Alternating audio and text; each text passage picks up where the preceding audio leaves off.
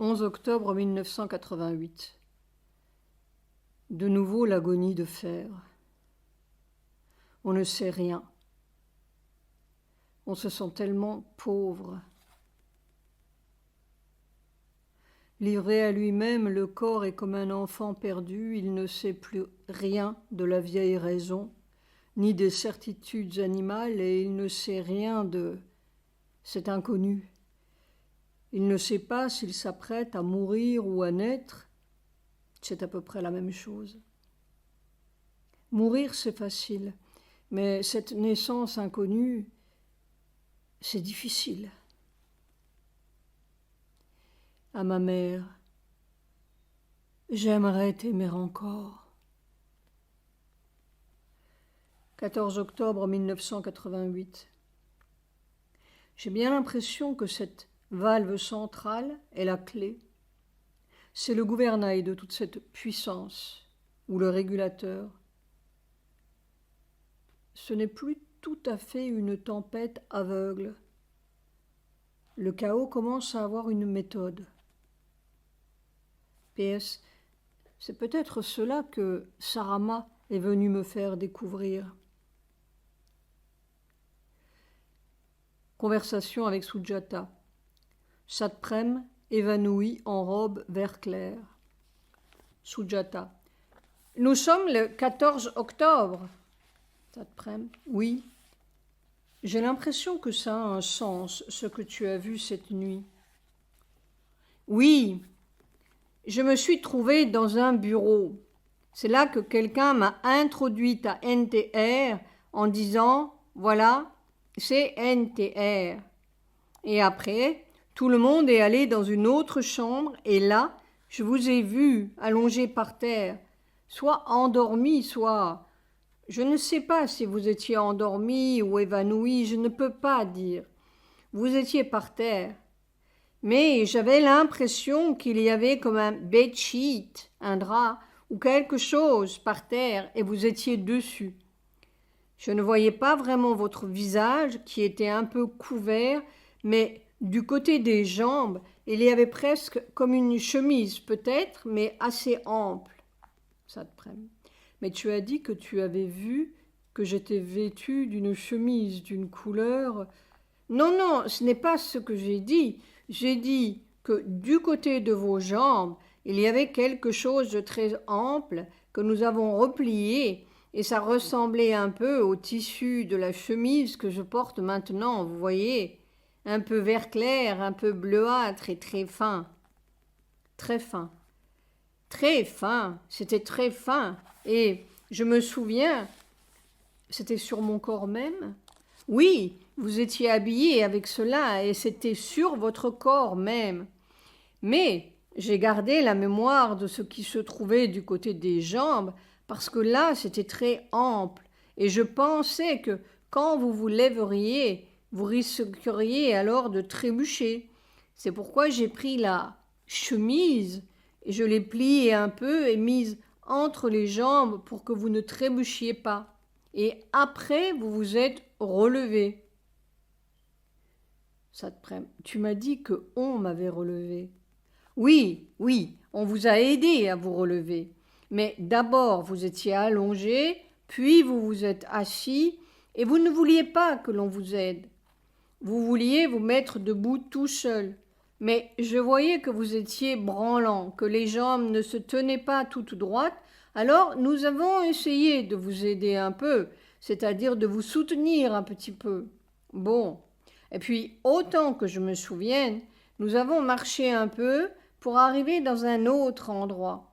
Et pendant que vous marchiez, je crois que les gens ont commencé à vous faire des… Comment dit-on? Pranam? Obéissance? Comment dit-on pranam? Pranam. Et puis nous sommes arrivés dans une autre chambre, une sorte de hall ou quoi, je ne peux pas dire. Et là, vous vous êtes assis. Et à ce moment, les gens venaient vraiment vous faire le pranam. Et je n'arrive pas à me souvenir exactement, mais j'ai l'impression que c'était même avant que vous ne soyez assis, que ce NTR est venu s'agenouiller et faire son pranam. Il a posé sa tête à vos pieds et vous avez mis la main sur sa tête comme ça. Et puis après, vous êtes allé vous asseoir et il y avait des gens. Je me suis mise un peu à l'écart, tout à fait au fond de la pièce. Et les gens venaient vraiment. Certains s'allongeaient complètement, comme on dit, Saftanga Pranam.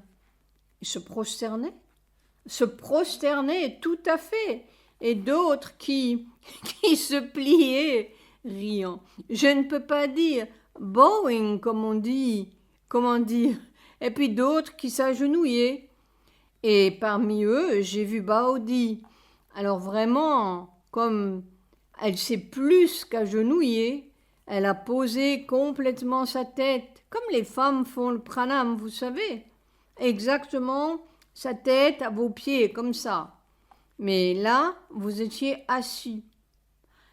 Mais ce qui m'a intéressé, c'était ce NTR, et probablement il y en avait d'autres, des gens que je ne connaissais pas. Et lui, je ne sais pas, je le bénissais. Oui, c'était l'un des premiers, mais il y en avait d'autres, des gens que je ne connaissais pas, des hommes surtout. Mais je ne les bénissais pas tous. Non, vous ne les bénissiez pas tous, Satprem rit. Il y a certains que vous regardiez comme cela, et d'autres à qui vous posiez votre main sur la tête. Satprem riant. Oh, je me vois mal dans cette situation. Sujata rit. Ce n'est pas mon genre. Non, ce n'est pas votre genre, précisément. Non, ce qui m'a intéressé, c'est ce que tu as vu là, quand j'étais allongée, évanouie par terre ou quoi, je ne sais pas, avec ce vêtement d'un vert très clair, tu dis. Oui, j'ai l'impression que cela a un sens, ça. Mais quoi? N'est-ce pas? Vous vous habillez en pantalon bleu foncé et bleu marine, mais là, ce n'était pas du tout le genre de vêtements que vous portiez. Ce serait plutôt le genre de vêtements que mère porterait. Et c'était vraiment le bas, je dirais, comme un gown, une robe, n'est-ce pas? Mais pourtant, dans mon rêve, c'était vous. Je ne me suis pas dit que c'était mère, c'était vous. C'est étrange, oui. Mais je ne sais pas. Cela veut sûrement dire quelque chose. C'est ça qui me semble le plus intéressant, ce vêtement. Oh! D'abord, moi évanouie, enfin dans un état un peu particulier. Oui, mais qu'est-ce que cela veut dire? C'est la couleur ou... La couleur. Et tu dis que c'était très fin. Très fin, vraiment. Regardez, ça, c'est fin, n'est-ce pas? Oui. Et c'était plus fin que ça. Transparent? Sujata hésite. Transparent? Non, j'essaie de voir. On ne voyait pas les jambes à travers, mais c'était ample. Et je me relevais. On m'aidait à me relever. Oui, parce que je chancelais ou je vacillais sur mes jambes. C'est curieux, ça. Cela veut dire quelque chose. Ce vêtement. Et ce premier mouvement. Et je me suis levée. Oui. Je voulais me mettre debout. Oui. Je ne sais pas ce que cela veut dire, mais j'ai l'impression que cela a un sens. Peut-être que l'avenir dira quelque chose. Silence. C'est si fou, en italique, ce qui se passe. C'est fou, fou, fou. Il va se passer quelque chose, mais quoi? Quoi, je n'en sais rien. Et cela ne peut pas être, en italique, pour un individu. Ce n'est pas possible. Ça n'a pas de sens, un individu. Silence. Ça fait trembler la terre. Rire. Ça, je n'en sais rien. L'individu, c'est vraiment, comme mère disait, c'est un tuyau. Mais oui, c'est le tuyau. et ça doit bien rentrer dans la matière. Il n'y a pas de doute. Vous m'aviez dit un jour, comme un funnel, vous savez, un entonnoir. Entonnoir, oui. Non pas entonnoir, c'est comme une cheminée de volcan. Ce serait plus exact. Oui, mais un volcan à l'envers, c'est-à-dire que la foudre passe par le sommet et rentre dans la terre, tu comprends? Oui, et on est la cheminée de ce volcan à l'envers qui rentre dans la terre. Oui, au lieu de monter dans l'air.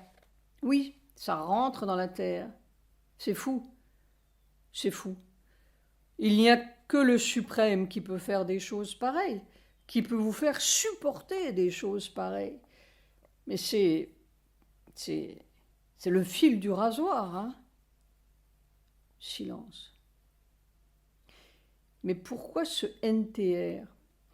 Tu vois, il y a plusieurs fois, je l'avais vu au moment de l'assassinat, avant l'assassinat, avec l'inconnu qui voulait faire assassiner Indira. Il était là. Lui n'était pas participant, n'est-ce pas? Il était là, sur une toute petite chaise, riant, comme une chaise d'enfant, et puis l'autre était à la hauteur normale. J'étais comme à une table de salle à manger, n'est-ce pas, dans un palais. Et l'autre était en face de moi. Et NTR était sur une toute petite chaise, mais il était là. Et c'était lui, l'hôte, le maître de maison. Alors, pourquoi ce NTR et quel rôle joue-t-il? J'imagine un peu que c'est un rôle malgré lui. Enfin, malgré lui. Je veux dire qui le dépasse. Il doit avoir une sincérité quelque part. Oui, il y a quelque chose de sympathique, quelles que soient ses allures théâtrales, n'est-ce pas?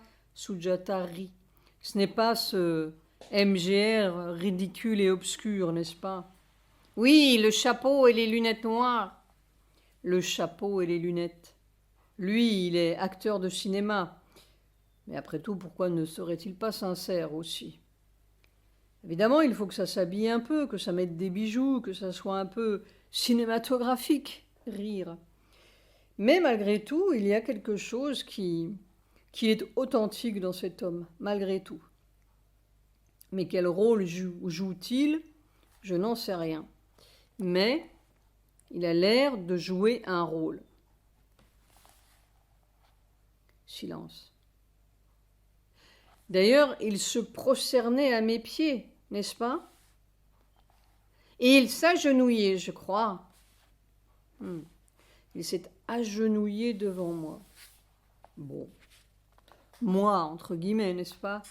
Il n'y a pas de moi. C'est une représentation symbolique de quelque chose. Oui, d'une force supérieure. D'une force, c'est ça. Ce n'est pas de mon individu. Il s'est agenouillé devant une certaine force, n'est-ce pas? Une certaine lumière ou quelque chose qui est évidemment de mer. Bon. Alors cela veut dire qu'il y a une réceptivité. Une réceptivité et un rôle. Enfin, ce qui m'a intéressé, c'était ce vêtement. Silence. Bon, enfin, j'ai trop mal pour discuter. Je ferme? D'ailleurs, je ne comprends pas, mais je pense que cela a un sens pour l'avenir. On comprendra un jour. C'est pourquoi vous vouliez garder ça? Oui, parce que un jour, cela peut avoir un sens. Je ferme? Oui. Soir. Depuis quelque temps, en fait, depuis la découverte de cette valve centrale ou de cette vanne centrale, les soulèvements de fond se multiplient. Et cet après-midi, ça n'arrêtait pas. Quand cette masse de foudre centrale, entre guillemets, arrive à son maximum d'écrasement et que le corps n'est plus qu'un bloc de cette foudre écrasée, prêt à craquer, il se produit cet étrange soulèvement de fond, tout le corps est soulevé, surtout le dos, les épaules, comme si le cou rentrait dans les épaules ou la tête rentrait dans les épaules.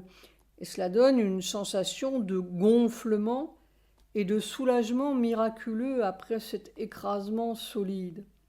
Et simultanément, en italique, une nouvelle masse de foudre solide, encore plus massive que la précédente, si c'est possible, descend par cette écluse centrale, entre guillemets, envahit souverainement, en italique, le corps, tout le corps, jusqu'au talon, et quand l'écrasement arrive à son point craquant, le corps est vraiment comme de la foudre empilée et solide, prêt à je ne sais quoi, de nouveau il y a ce soulèvement étonnant et inexplicable de tout le corps, le dos se gonfle et se sent si merveilleusement soulagé.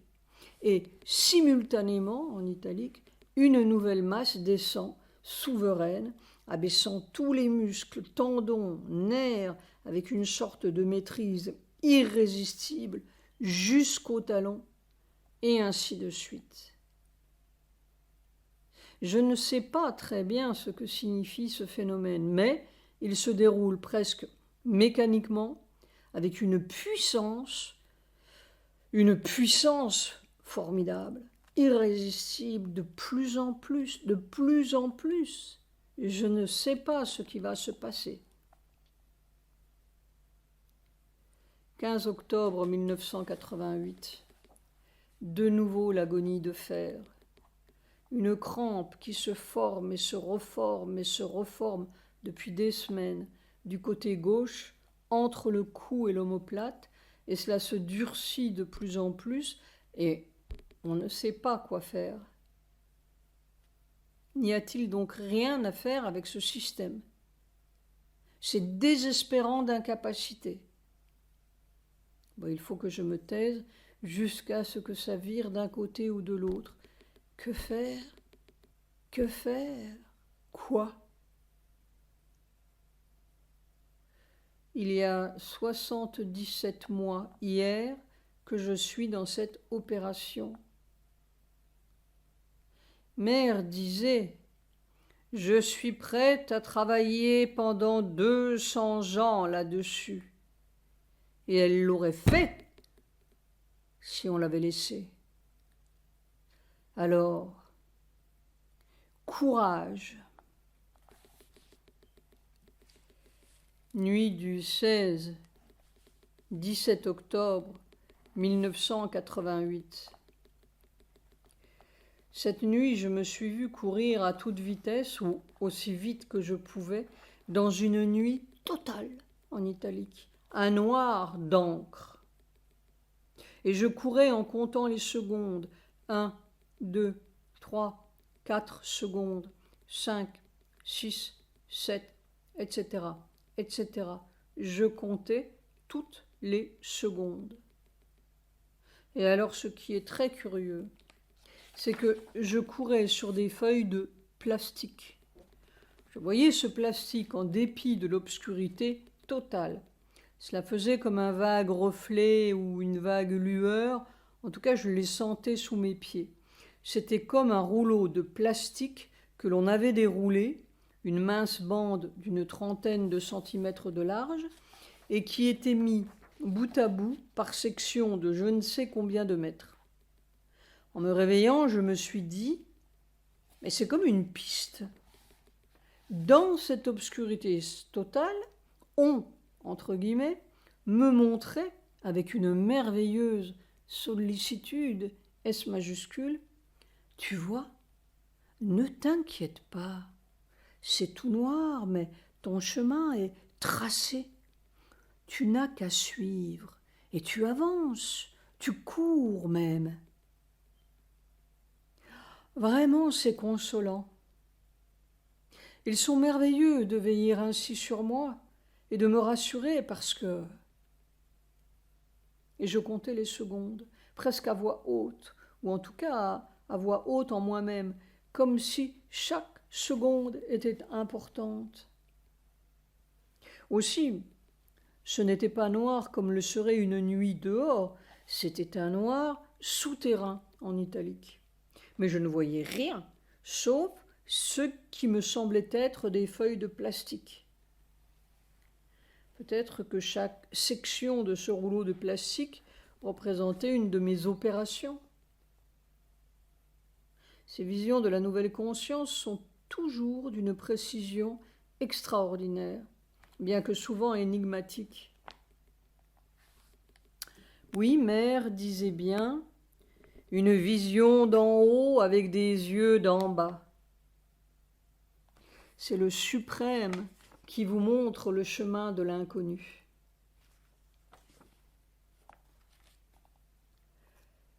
« 18 octobre 1988. Amusant. Cette nuit, j'ai vu ma tante décédée il y a quelques mois. Elle était encore un peu prostrée et allongée, alors je lui ai dit « On laisse un corps, on voyage, on reprend un corps, on voyage. »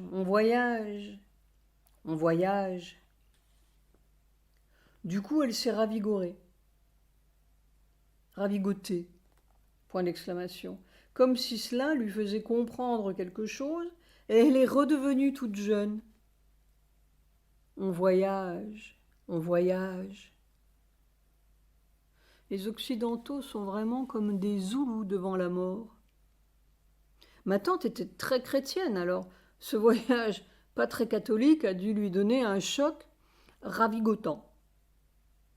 Je suggère que l'archevêque Toutou, ou Toutou comme on veut, d'Afrique du Sud, devienne le prochain pape, sa sainteté Toutou Ier. Je ne voudrais pas insulter les Zoulous, qui me semblent très respectables à côté de la mafia romaine. Soir, c'est un supplice si innombrable. Le corps a envie de crier « Je ne peux plus, je ne peux plus !» À la grâce de Dieu. Mahashtami. On fait le puja avec son corps. 20 octobre 1988. Vijaya Dashami. Je crois bien que le corps est en train d'apprendre ou de comprendre le fonctionnement de cette valve centrale ou vanne centrale. Aussi, ce que j'appelais soulèvement de fond correspondrait plutôt au principe d'Archimède. Quand ce sera plus clair, je m'expliquerai. Soir. C'est vraiment le gouvernail de cette puissance dans le corps ou à travers le corps. Il faut que toute, en italique, la conscience du corps reste fixée là-dessus sans vaciller jusqu'à la dernière vertèbre. C'est très difficile, mais cela semble être la clé. Que l'écluse centrale reste ouverte et droite.